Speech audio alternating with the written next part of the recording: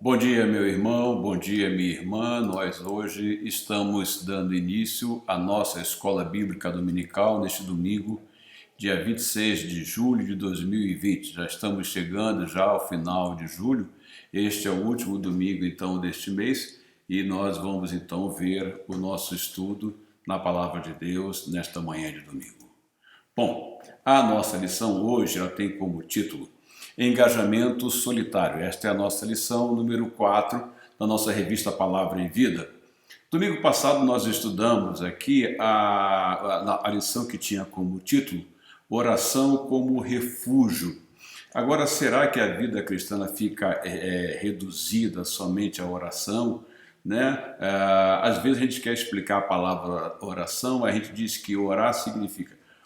A gente diz que oração significa orar mais ação. Então, a vida de oração, de fato, vai nos levar ao trabalho do Senhor, à dedicação ao Senhor, porque é isso que nós visamos como servos de Cristo, comprados por seu sangue, mediante sua morte na cruz do Calvário, é de servi-lo e de exaltar o seu nome.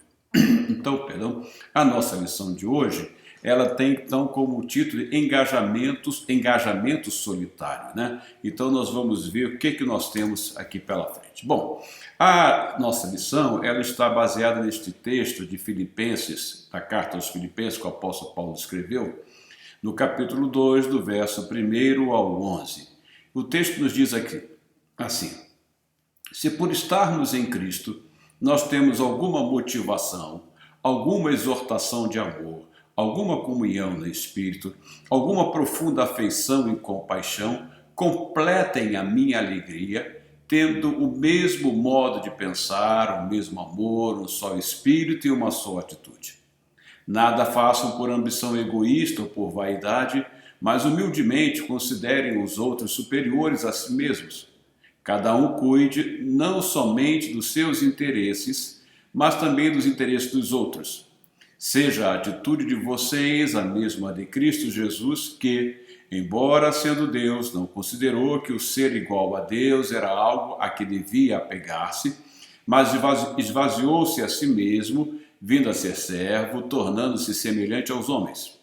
E, sendo encontrado em forma humana, humilhou-se a si mesmo e foi obediente até a morte e morte de cruz.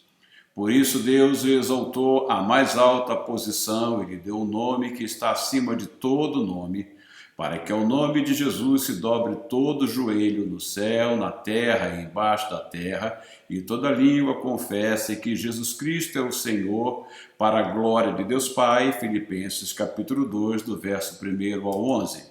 Bom, nós estamos falando então sobre solidariedade em tempo de quarentena. O que é solidariedade? Vejamos algumas definições entre muitas. Bom, uma das definições que nós temos para a solidariedade é ligação recíproca entre duas coisas ou mais coisas ou pessoas que são dependentes entre si. Já dá para nós percebermos que, como servos de Cristo, nós dependemos um dos outros e foi por esta razão que o Senhor nos concedeu dons para que haja essa dependência entre nós. Ainda outra definição é estado ou situação de um grupo que resulta do compartilhamento de atitudes e sentimentos, tornando o grupo uma unidade mais coesa e sólida, com a capacidade de resistir às pressões externas. Então, resulta do compartilhamento de atitudes e sentimentos, tornando o grupo uma unidade mais coesa e sólida. É este que é o objetivo da Igreja de Cristo, já que nós fazemos parte de um só corpo, nós somos uma unidade e o objetivo do Senhor é que nossas vidas sejam mais coesas e sólidas, firmadas em Cristo, que é a rocha. Bom, a palavra solidariedade até a sua origem no francês, da palavra solidarité, que significa responsabilidade mútua. Isso significa que nós, vivendo em uma comunidade de fé, somos responsáveis uns pelos outros e daí então a necessidade de haver solidariedade entre nós. Bom, vem então também de solidaire, que significa inteiro, completo. Já que é uma unidade, essa unidade tem que ser inteira e tem que ser completa, porque caso contrário não seria a unidade. O apóstolo Paulo, ele inicia o capítulo 2 de Filipenses, enfatizando então essa unidade que é firmada em Cristo, baseada em Cristo. Então, ele, apelando para essa unidade em Cristo, ele nos exorta a vivermos uns com os outros, primeiro em harmonia. Para que haja solidariedade, faz-se necessária a existência da harmonia. Então, ele vai dizer lá no capítulo 2, no primeiro verso da carta aos Filipenses: se por estarmos em Cristo, nós temos alguma motivação, alguma exortação de amor, alguma comunhão no Espírito, alguma profunda afeição e compaixão, e daí ele prossegue então com o seu raciocínio. Então ele fala que alguma exortação de amor, alguma comunhão no Espírito, alguma profunda afeição e compaixão. Bom, como ele visa a unidade, ele enfatiza nessa unidade em Cristo, estando em unidade, então, nós temos uma devoção comum. E essa devoção é de servir ao Senhor Jesus Cristo, porque Ele é o nosso Senhor, Ele é o nosso Mestre. Logo, já que nós servimos ao Senhor Jesus e que por meio dele Ele nos deu o seu Espírito Santo, que é o Espírito Santo de Deus que habita em nós, então nós temos um domínio comum. Esse domínio comum é a comunhão no Espírito Santo de Deus, que vai nos levar, de fato, a uma vida de solidariedade, não somente dentro da comunidade de fé, como também essa solidariedade, ela vai para a parte externa dessa comunidade de fé, abençoando outras vidas também. Bom, em consequência, nós somos conduzidos pelo Espírito Santo a uma vida de afeição, de compaixão e de concordância. Então, há uma vida de afeição, de compaixão e de concordância. Concordância significa com o mesmo coração, significa com o mesmo amor, com o mesmo pensar. Bom, aí ele diz então, logo no versículo a seguir, que é o versículo 2 do capítulo 2 de Filipenses: completem a minha alegria, tendo o mesmo modo de pensar, o mesmo amor, um só espírito e uma só atitude. Ele volta então a enfatizar a unidade visando a solidariedade. Então ele diz ter o mesmo pensar. O que é ter o mesmo pensar? Ter o mesmo pensar significa mostrar o mesmo amor que Cristo nos mostrou. E é por isso que ele nos dá o exemplo do Senhor Jesus Cristo, que sendo Deus se humilhou, vindo habitar entre nós, se fazendo como um de nós. Então, ter o mesmo pensar significa mostrar o amor que Cristo nos mostrou. É por isso que João, na sua primeira carta, no capítulo 3, verso 16, ele diz o seguinte: nisto conhecemos o que é o amor. Jesus Cristo deu a sua vida por nós e devemos dar a nossa vida por nossos irmãos. E isso significa a vida de solidariedade.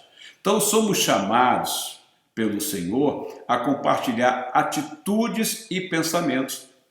Isto é solidariedade. Como eu falei, semana passada nós falamos sobre oração, e aí uma forma de a gente deixar bem claro o que é oração, não que a formação da palavra oração seja desta maneira, mas significa que oração vai nos levar à ação, por isso que nós falamos que é orar mais ação, né? Então, isso significa o que é o engajamento solidário, tá? Vamos ver o que significa então engajar. Engajar significa empenhar-se, esforçar-se, lutar. E este é o compromisso da Igreja de Cristo. Ela deve se empenhar ao máximo, ela deve se esforçar ao máximo, ela deve lutar ao máximo para que tenha a mesma maneira de pensar, para que compartilhe o amor, que este amor seja o amor semelhante ao de Cristo e que compartilhe atitudes e pensamentos.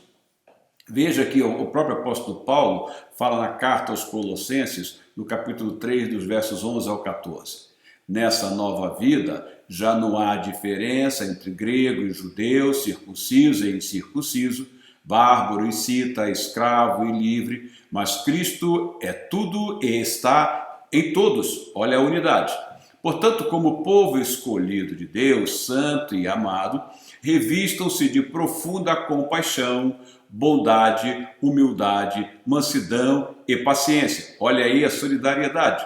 Suportem-se uns aos outros e perdoem as queixas que tiverem uns contra os outros. Esse suportem-se uns aos outros significa não é no sentido de tolerar alguém que é enjoado, alguém que é inoportuno, não. Significa apoie uns aos outros. O irmão está em necessidade, dê a ele o seu apoio. Você está em necessidade, o outro irmão vai lhe dar o apoio. Então significa ajudar um ao outro, amparar um ao outro, incentivar um ao outro, exortar um ao outro para que juntos caminhemos animados e sendo bênçãos na vida um dos outros. E por fim ele vai dizer: perdoem como o Senhor lhes perdoou.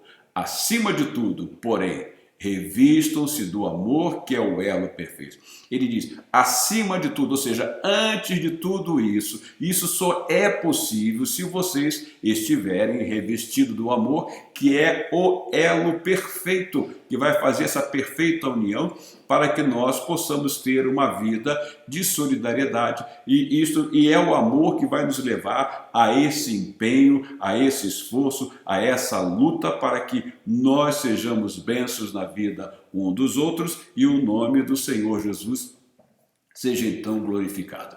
Então, na carta aos Efésios, o apóstolo Paulo, no capítulo 4, verso 3 e 4, ele vai dizer o seguinte: façam todo o esforço para conservar a unidade do Espírito pelo vínculo da paz. Há um só corpo e um só Espírito, assim como a esperança para a qual vocês foram chamados é uma só. Nós vimos que engajar é empenhar-se, é esforçar-se, é lutar. Então o apóstolo Paulo diz: façam todo esforço para conservar a unidade do Espírito pelo vínculo da paz. Engajem-se para que a unidade do Espírito seja mantida pelo vínculo da paz. Então, quem produz essa unificação na igreja, essa ligação recíproca, é o Espírito Santo. Então, à medida que nós nos deixamos encher mais do Espírito Santo, nós somos levados, nós somos mais empenhados e nós somos mais engajados na obra do Senhor. Consequentemente, vivemos uma vida de solidariedade.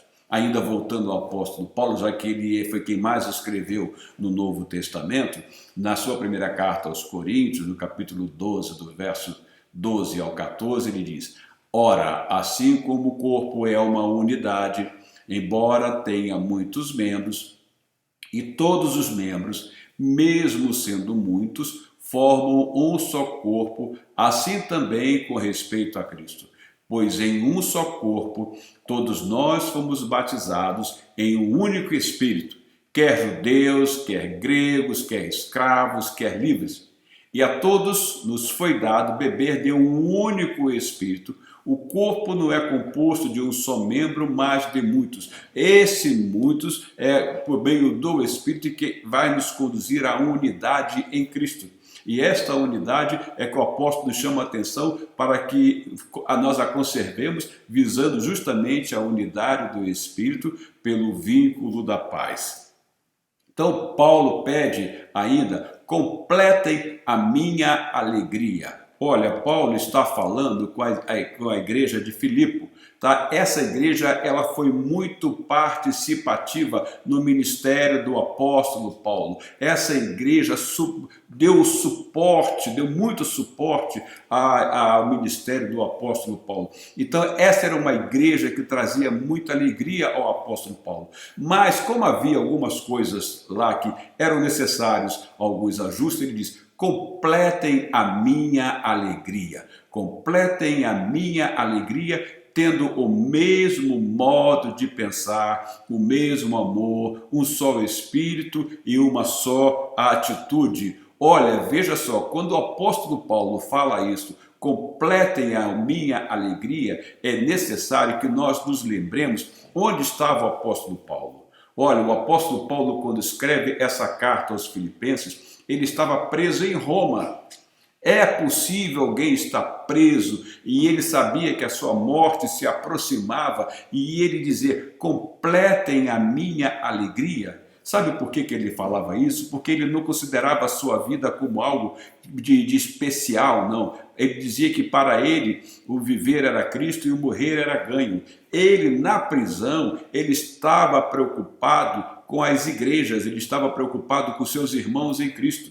E ele diz: completem a minha alegria. Paulo estava preso em Roma, e é em Roma que ele escreveu a carta aos Efésios, a carta aos Filipenses, a carta a Filemon, a carta aos Colossenses. É por isso que essas 4 cartas são chamadas de cartas da prisão. E ele, na prisão, tá? Qualquer um de nós julgaríamos que estivesse passando a maior tristeza, mas não. Ele estava satisfeito porque ele sabia que ele já estava, o seu combate estava chegando ao fim. Depois ele vai dizer: combati o bom combate, terminei a carreira e guardei a fé. Ele, então, na prisão, ele sentia a alegria porque ele tinha um amor pela igreja, e ele perguntou: completem a minha alegria. Ele estava preso em Roma, mas preocupado com o comportamento de alguns crentes, e ele, como ele sempre visava a unidade da igreja, ele então recomenda,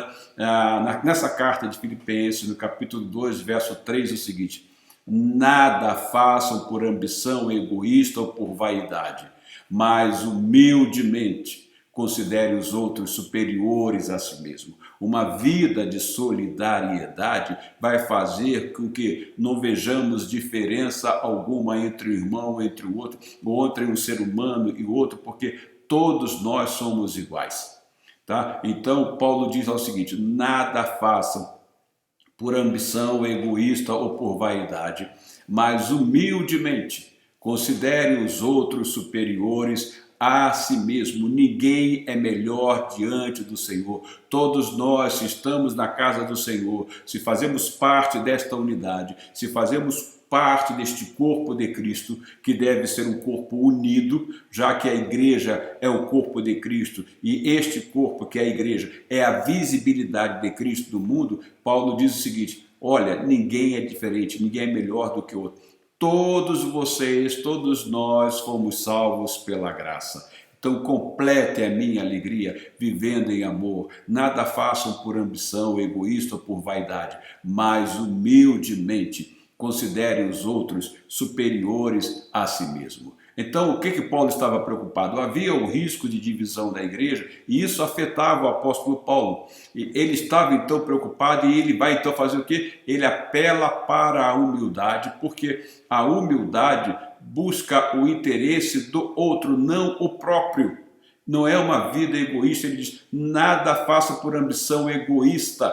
Ele está chamando aí a uma vida de solidariedade, porque a humildade busca o interesse do outro, a humildade se preocupa com o outro, e é por isso que ele diz: suportem um ao outro, tá? Amparem-se um ao outro, ajudem um ao outro, porque a humildade, ela busca o interesse do outro, não o seu próprio interesse. Aí ele, prosseguindo nessa carta aos Filipenses, no capítulo 2, verso 4, ele vai dizer: cada um cuide não somente dos seus interesses, mas também dos interesses dos outros. Isto é solidariedade. Bom, ele cita então o Senhor Jesus como exemplo, um pouco mais no próximo versículo ele já vai falar do Senhor Jesus como exemplo. Veja aí, prosseguindo agora do verso 5 ao verso 8 dessa carta de Filipenses, no capítulo 2. Seja a atitude de vocês a mesma de Cristo Jesus, que, embora sendo Deus, não considerou que o ser igual a Deus era algo a que devia apegar-se, mas esvaziou-se a si mesmo, vindo a ser servo, tornando-se semelhante aos homens. E sendo encontrado em forma humana, humilhou-se a si mesmo e foi obediente até a morte e morte de cruz. O Senhor Jesus se humilhou e foi obediente até a morte e morte de cruz. Paulo então usa este exemplo, nos chamando a atenção à humildade, nos chamando a atenção para a obediência ao Senhor, nos chamando a atenção porque Cristo morreu para que todos nós pudéssemos ser um. Então Paulo usa o exemplo da humildade de Cristo para nos chamar a uma vida de unidade e a consequente solidariedade.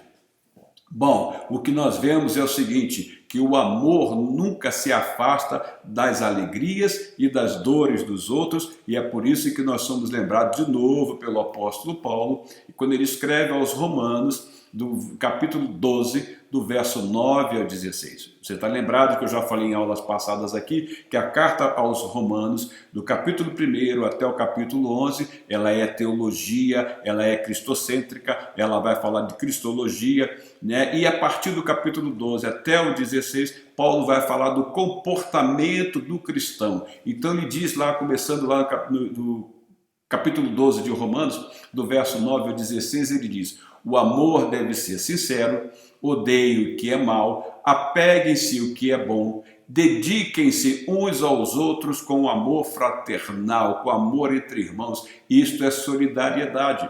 Prefiram dar honra aos outros mais do que a si próprios. Nunca lhes falte o zelo, sejam fervorosos no espírito, sirvam ao Senhor. Alegre-se na esperança, sejam pacientes na tribulação, persevere na oração. Domingo passado nós falamos sobre oração como refúgio. Compartilhe o que vocês têm com os santos em suas necessidades. Eis aí solidariedade, e veja aí como a palavra de Deus ela é atual e como ela vai justamente, ela vem ao encontro deste momento de pandemia, ao encontro deste momento de quarentena que nós estamos vivendo. Prosseguindo, ele diz: pratiquem a hospitalidade, abençoem aqueles que os perseguem, abençoem e não os amaldiçoem. Alegre-se com os que se alegram. Isto é bem mais fácil, mas ele diz depois: chorem com os que choram.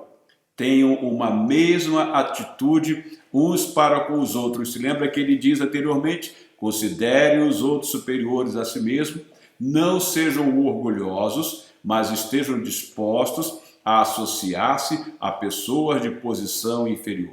Não sejam sábios aos seus próprios olhos. Bom, aí nós vamos ver a solidariedade na ética cristã, como que ela se faz presente. Ele diz lá em Romanos, no capítulo 12, verso 15, alegre-se com os que se alegram, chorem com os que chorem. Ter momentos de alegria na vida do nosso irmão, devemos nos alegrar com ele. Porém, quando estiver também em momentos de necessidade, quando estiver no meio das suas tribulações, das suas dores, é o momento de suportarmos uns aos outros, de chorar com ele, de abraçá-lo, de chorar na oração, de se colocar no lugar dele, que é a empatia que deve haver entre nós. Por exemplo, quando nós falamos de solidariedade na ética cristã, isso nos faz lembrar o ano de 2011, quando a região serrana, incluída Teresópolis, incluída a cidade de Teresópolis, houve um sofrimento tremendo, e o quanto foi importante e o quanto foi participativa a primeira igreja batista em Teresópolis. Ela foi sede de operações, já que a Guarda Nacional estava lá alojada. Os irmãos participaram com doação, com serviço. Outras igrejas do Rio mandaram para cá doações. Essas doações foram concentradas na primeira igreja batista em Teresópolis, e não só a primeira igreja, mas outras igrejas também, outros irmãos nossos participaram também por meio de suas igrejas, por meio de suas comunidades, atendendo aquelas pessoas que estavam sofrendo no momento de dor, no momento de choro, no momento de perda de seus entes queridos. Lá se manifestou a solidariedade, no meio do sofrimento, no meio da catástrofe. É algo bem semelhante como o que está havendo hoje, porque as igrejas também estão participando, estão sendo solidárias neste período de quarentena. Há também as catástrofes individuais em que as igrejas têm participado. A nossa igreja tem participado, socorrendo irmãos que estão passando por catástrofes sim, individuais, sofrimentos imensos, e a igreja se faz presente porque é a solidariedade como parte da ética cristã. E ética tem a ver com comportamento, tem a ver com o ethos. Então, alegre-se com os que se alegram, chorem com os que choram, diz o apóstolo Paulo em Romanos 12, 15. As alegrias e os choros também. Bom, prosseguindo na solidariedade na ética, falando da solidariedade na ética cristã, voltando lá de novo, alegre-se com os que se alegram, chore com os que choram, tá? Nós vamos ver também que esta solidariedade, nós temos como exemplo aquilo que se passava na igreja primitiva. A igreja primitiva, eles tinham tudo em comum e lá não havia necessitados, porque eles tinham a visão da unidade em Cristo e socorriam uns aos outros. E aqui nós temos um exemplo de um irmão bastante conhecido nosso. Veja Atos, capítulo 4, verso 34 a 37, que diz assim: não havia pessoas necessitadas entre eles, pois os que possuíam terras ou casas as vendiam, traziam o dinheiro da venda e o colocavam aos pés dos apóstolos, que o distribuíam segundo a necessidade de cada um. José, um levita de Chipre, a quem os apóstolos deram o nome de Barnabé, que significa encorajador, vendeu um campo que possuía, trouxe o dinheiro e o colocou aos pés dos apóstolos. Veja aí o exemplo de José de Barnabé, né? José de Barnabé, que ele vendeu o que ele tinha, ele doou parte do que ele tinha, e além disso, ele não participou só com dinheiro, não. Veja que lhe deram o nome de Barnabé, que significa encorajador, porque ele era alguém que suportava, ele era alguém que animava, ele era alguém que impulsionava para a frente, ele era alguém que amparava. Então, a solidariedade nos leva a uma vida de dar, de compartilhar, mas também nos leva a uma vida de suporte na área psicológica, de suporte na área espiritual, de suporte na caminhada no Evangelho. É isso que é solidariedade cristã. Nós conhecemos muito bem a música que fala de José de Barnabé, que diz: era seu nome, Barnabé, natural de Chipre, também chamado de José da Consolação, homem bom e piedoso, cheio de temor e fé, homem de Deus. E a música no início fala assim: não fica bem, a gente passa bem e o outro carestia, ainda mais quando se sabe o que fazer e não se faz. Então, esta música nos exorta a nos lembrarmos deste exemplo, deste homem que era José, um levita de Chipre, a quem os apóstolos deram o nome de Barnabé, porque ele era alguém que participava, alguém que colocava a mão na massa, perdão, e era um encorajador. Então, o apóstolo Paulo, continuando na carta aos Filipenses, no capítulo 4, verso 13 e 19, começa assim: tudo posso naquele que me fortalece. É comum a gente ver este versículo usado de maneira isolada, fora do seu contexto. Mas olha o que o apóstolo Paulo fala aí: tudo posso naquele que me fortalece. Apesar disso, vocês fizeram bem em participar de minhas tribulações. Olha como a igreja se envolvia no ministério deste homem, do apóstolo Paulo. Como vocês sabem, filipenses, nos seus primeiros dias no Evangelho, quando parti da Macedônia, nenhuma igreja partilhou comigo no que se refere a dar e receber, exceto vocês. Olha a solidariedade da igreja de Filipe. Pois estando eu em Tessalônica, vocês me mandaram ajuda, não apenas uma vez, mas duas, quando tive necessidade. Não que eu esteja procurando ofertas, mas o que pode ser creditado na conta de vocês. Recebi tudo e o que tenho é mais que suficiente. Olha como a igreja cuidava dele. Estou amplamente suprido, agora que recebi de Epafrodito os donativos que vocês enviaram. Eles são uma oferta de aroma suave, um sacrifício aceitável e agradável a Deus. O meu Deus suprirá todas as necessidades de vocês, de acordo com as suas gloriosas riquezas em Cristo Jesus. Neste trecho aí nós temos dois versículos que são comumente usados fora de contexto. Tudo posso naquele que me fortalece. O apóstolo Paulo, quando fala isso, anteriormente diz: olha, eu sei passar por tribulação, por fome, por nudez, por dias difíceis, mas eu estou com o Senhor e tudo posso nele, porque é ele que me fortalece. Mas depois ele no final vai dizer: o meu Deus suprirá todas as necessidades de vocês, de acordo com as suas gloriosas riquezas em Cristo Jesus. Paulo diz isso porque esta igreja era participativa, esta igreja era solidária, esta igreja dava suporte. Então Paulo tinha essa gratidão com a igreja de Filipe e mandava para eles essas palavras de exortação, de ânimo, de suporte, dizendo-lhes: o meu Deus suprirá todas as necessidades de vocês de acordo com as suas gloriosas riquezas em Cristo Jesus. Bom, continuando ainda falando de solidariedade em tempo de quarentena, veja que diz o apóstolo João na sua primeira carta, no capítulo 3, versos 17 e 18.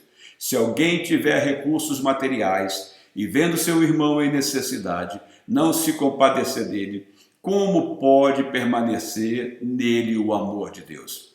Filhinhos, não amemos de palavra nem de boca, mas em ação e em verdade. Lembre-se que eu falei que oração é orar mais ação, né? Aí vem-nos também à memória o que diz Tiago na sua carta: sejam não apenas ouvintes da palavra, mas sejam praticantes da palavra e mostre-me a sua fé por meio das suas obras. É por meio das obras, por meio de atitudes de solidariedade, que nós podemos demonstrar como unidade, como comunidade de fé, que nós tivemos de fato uma experiência real de Cristo e que nós somos de fato o corpo de Cristo, que é a igreja, ou seja, nós tornamos que Cristo seja visível ao mundo por meio das nossas atitudes, por meio das nossas obras que comprovam a nossa fé em Cristo Jesus. E é em tempo de quarentena que nós podemos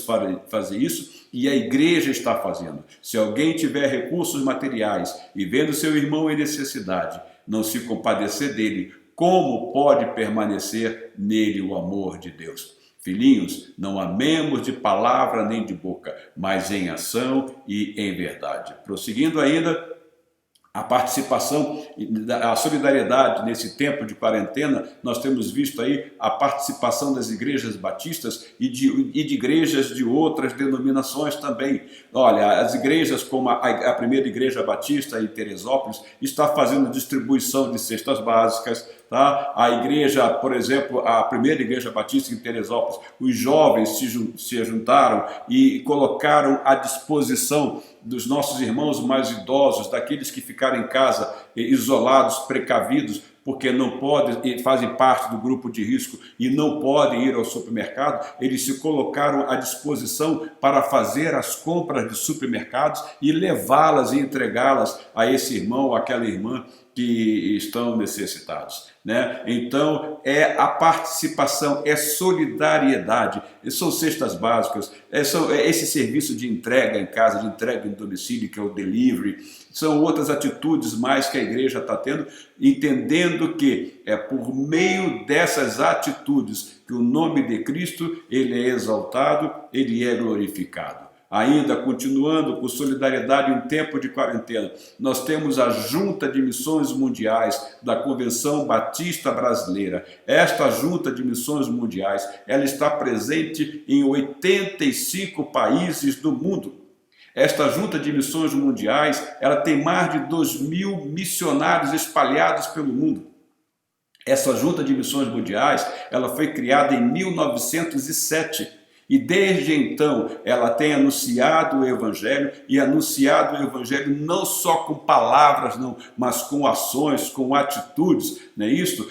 Isto é solidariedade. É a igreja presente não só em tempo, não nesse momento somente de quarentena, mas nos momentos difíceis em diversos países do mundo já passaram e estão passando, e ela continuará a se fazer presente, porque nós confiamos no trabalho dos nossos irmãos, e é por isso que, como igreja, nós sustentamos a Junta de Missões Mundiais, nós temos as ofertas, muitos participam plano de adoção missionária, porque isso é solidariedade, isso é segurar a corda para manter aquele que está lá embaixo trabalhando para que o nome de Cristo seja exaltado. E há um outro trabalho extremamente importante da Junta de Missões Mundiais e que nós tivemos o privilégio de, se não me falha a memória, foi sexta-feira passada, de ouvir o relatório daquela irmã missionária que está trabalhando com o PEP, que é o Programa de Educação Pré-Escolar da Junta de Missões Mundiais. Neste período de quarentena, como não é possível a aula presencial, então eles adotaram algumas ações especiais. Mas deixa-me primeiro dizer, olha, o PEP, o Programa de Educação Pré-Escolar da Junta de Missões Mundiais, ele está sendo praticado em 15 países da América Latina, em 14 países da África, em dois países da Ásia. E olha as atitudes que eles estão tomando. Tem o PEP em casa, atitudes educacionais. Eles estão fazendo esses ensinos com as crianças por meio da internet, o mesmo recurso que nós estamos usando aqui para essa aula de escola bíblica dominical. O PEP em casa, atividades educacionais. Tem o PEP visita virtual pela internet, visando dar apoio aos pais, visando dar suporte aos pais, visando dar suporte a essas crianças que são atendidas com este ministério que é o PEP. Veja, quando nós falamos desse ministério, significa que eles estão evangelizando e estão atendendo pessoas que não conhecem a Cristo. E por meio dessas atitudes, muitas pessoas acabam por receber o Senhor Jesus Cristo como Salvador de suas vidas. Então, a solidariedade, ela abençoa, a solidariedade, ela evangeliza, a solidariedade por meio da ação do Espírito Santo que vai trazer a fé, por meio da graça, vai trazer pessoas ao encontro do Senhor Jesus Cristo. Há também uma outra parte desse projeto PEP que está sendo desenvolvido na Colômbia, que é o participar com doação de alimentos, que é participar com a entrega de cestas básicas, que é a participação com suprir, preocupado com a saúde física da pessoa, preocupado com a sua alimentação, com a sua nutrição. Há também a Junta de Missões Nacionais também atuando no Brasil, dando apoio aos refugiados venezuelanos que estão entrando pela fronteira lá no estado de Roraima, lá na fronteira com Santa Helena e Pacaraima, que eles estão entrando, e eles vêm para o Brasil em estado miserável, deixando tudo para trás, pessoas com formação superior e chegando aqui no Brasil, aceitando qualquer trabalho porque a situação está muito difícil, mas a igreja, com sua solidariedade, se faz presente. Então a Junta de Missões Mundiais está atuando na cidade de Manaus e atuando no estado de Roraima, e essa atuação estão fazendo em conjunto com o Exército Brasileiro. A Junta de Missões, esses missionários preparam cestas básicas, esses missionários dão a assistência necessária, esses missionários distribuem máscaras para esses refugiados venezuelanos e eles estão contando aí com o apoio do Exército. Eles entregam esse material ao Exército, o Exército vai até a fronteira, o Exército vai até os campos onde esses refugiados estão sendo abrigados e lá eles estão sendo abençoados por esses gestos de solidariedade da Igreja Batista no Brasil, da Convenção Batista Brasileira. E, meu irmão, a sua solidariedade está presente lá nesse momento em que as pessoas estão sofrendo, neste momento de quarentena. Então, olha o que diz Provérbios, o grande sábio, no capítulo 21, verso 13, diz o seguinte: quem fecha os ouvidos ao clamor dos pobres, também clamará e não terá resposta. Ezequiel, no capítulo 16, verso 49, ele diz: ora, este foi o pecado de sua irmã Sodoma. Ela e suas filhas eram arrogantes, tinham fartura de comida e viviam despreocupadas, não ajudavam os pobres e os necessitados. Aí o Senhor Jesus responde então, Lucas capítulo 3, verso 10 e 11. O que devemos fazer então? Perguntavam as multidões. Digo, João, não o Senhor Jesus. João respondia: quem tem duas túnicas, reparta-as com quem não tem nenhuma, e quem tem comida faça o mesmo. Isto é solidariedade, e louvado seja o nome do Senhor, porque a igreja está presente neste tempo de quarentena, sendo solidária, mostrando o amor de Cristo ao mundo que não o conhece, e por meio dessa demonstração de amor, o mundo pode sim conhecer o Senhor Jesus Cristo como Senhor e Salvador. Então, meu irmão, nós somos salvos pela fé para realizar boas obras. Nós somos salvos pela fé para vivermos, nós somos salvos pela fé para viver uma vida de solidariedade. E isso só é possível na comunhão do Espírito. Mas o Paulo, na carta aos Efésios, diz lá no capítulo 2, verso 8 a 10, pois vocês são salvos pela graça, por meio da fé, e isto não vem de vocês, é dom de Deus, não por obras para que ninguém se glorie, porque somos criação de Deus, realizada em Cristo Jesus, para fazermos boas obras, para vivermos uma vida de solidariedade, as quais Deus preparou de antemão para que nós as praticássemos. Sim, somos salvos pela graça para realizar boas obras. Este é o objetivo do Espírito de Deus trabalhar em nossas vidas para que o nome de Cristo seja exaltado e glorificado. Então, a pregação do Evangelho, ela envolve não só atender às carências espirituais, à necessidade de vida eterna, mas também atender, suprir carências materiais. Não adianta nada chegar a um lugar em que há necessidade, em que há sofrimento, em que há dor, e chegar lá só entregar a mensagem do Evangelho, se não suprir, se não houver o suprir das carências materiais, se não levar a cesta básica, se não levar a máscara mesmo que vai defender e proteger a saúde de alguém da contaminação. Então, a pregação do Evangelho envolve não só atender às carências espirituais, a necessidade de vida eterna, mas também atender carências materiais. Isso significa olhar o ser humano como um todo, olhar o ser humano de uma forma holística, entendendo sim que ele tem carências espirituais, mas que ele também tem carências materiais, enxergá-lo de uma forma holística. Aí o Senhor Jesus diz: deem vocês de comer a eles. Esta foi a ordem do Senhor Jesus Cristo aos seus discípulos neste episódio que está aqui narrado em Mateus, no capítulo 14, verso 13 a 16. Ouvindo o que havia ocorrido, Jesus retirou-se de barco em particular para um lugar deserto. As multidões, ao ouvirem falar disso, saíram das cidades e o seguiram a pé. Quando Jesus saiu do barco e viu tão grande multidão, teve compaixão deles e curou os seus doentes. Ao cair da tarde, os discípulos aproximaram-se dele e disseram: este é um lugar deserto e já está ficando tarde.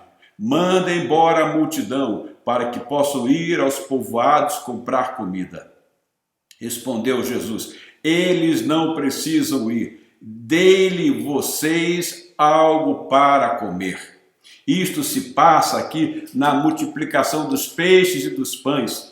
Aí eles procuram e acham aquele menino com aqueles 2 peixes e 5 pães e o Senhor Jesus multiplicou. Mas o Senhor Jesus passou a responsabilidade de alimentar aquela multidão aos seus discípulos, e isso não é diferente. Por isso que a Junta de Missões Mundiais da Convenção Batista Brasileira, e não só ela, outras denominações também evangélicas cristãs estão pelo mundo afora cumprindo esta ordem do Senhor Jesus. Dê-lhe vocês algo para comer. E aí eu volto lá em cima dizendo de novo, a pregação do Evangelho envolve não só atender às carências espirituais, a necessidade de vida eterna, mas também atender, suprir carências materiais.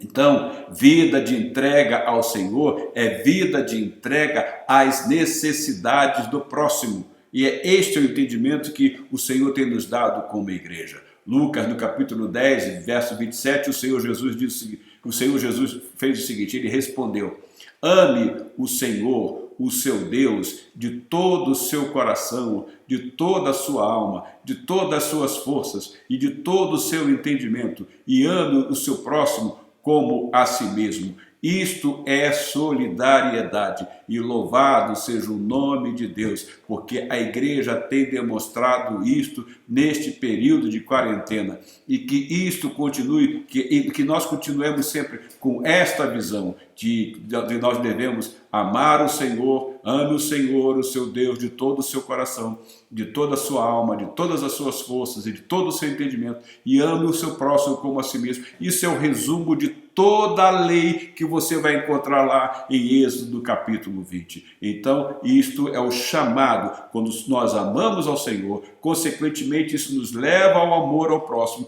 e este amor ao próximo vai nos conduzir a uma vida de solidariedade, e é isso que nós temos visto, é isso que tem sido testemunhado para as igrejas, é isso que nós como igreja estamos fazendo. Aí está, meu irmão, o trabalho que é de uma igreja batista do interior de São Paulo, que eu não me lembro a cidade, que ela, como muitas outras estão fazendo, este projeto de distribuição de cesta básica, que ela faz, ame a Deus, ame as pessoas. É justamente isso. Ame o Senhor, ame o Senhor e amar o próximo como a si mesmo. Aí está a resposta que nós temos, que o Senhor Jesus vai nos dar em Mateus, no capítulo 25, verso 35 e 36. Pois eu tive fome e vocês me deram de comer. Tive sede e vocês me deram de beber. Fui estrangeiro e vocês me acolheram. Necessitei de roupas e vocês me vestiram. Estive enfermo e vocês cuidaram de mim. Estive preso e vocês me visitaram. É justamente esta é a solidariedade que nós, como igreja, queremos ouvir do Senhor Jesus Cristo naquele grande dia. Meu irmão, então, continuemos trabalhando na obra do Senhor, nesta vida de solidariedade. E agora, encerrando, me vem à memória o que diz o apóstolo Paulo na sua primeira carta aos Coríntios, no capítulo 15, verso 58. Sejam firmes e abundantes, né? Sempre constantes na obra do Senhor, se não me falha a memória. É justamente este o objetivo da igreja. Devemos sim assistir aos outros, não só os da nossa comunidade, mas aqueles que estão no mundo. E a igreja está fazendo isso, e louvado seja o nome do Senhor por isso. Meu irmão, fiquemos então com este estudo desta manhã e que nossas vidas sejam aperfeiçoadas no amor, no crescimento e na vida solidária, porque nós somos corpo de Cristo, nós fazemos parte de uma comunidade, de uma unidade, e esta unidade está em Cristo e Ele é o cabeça. Que o Senhor nos abençoe grandemente, meu irmão e minha irmã. Desejo a vocês uma semana muito abençoada e até o próximo domingo, que será o primeiro domingo de agosto. Estaremos aqui com uma outra lição. Que o Senhor os abençoe grandemente e até lá. Fiquem na paz.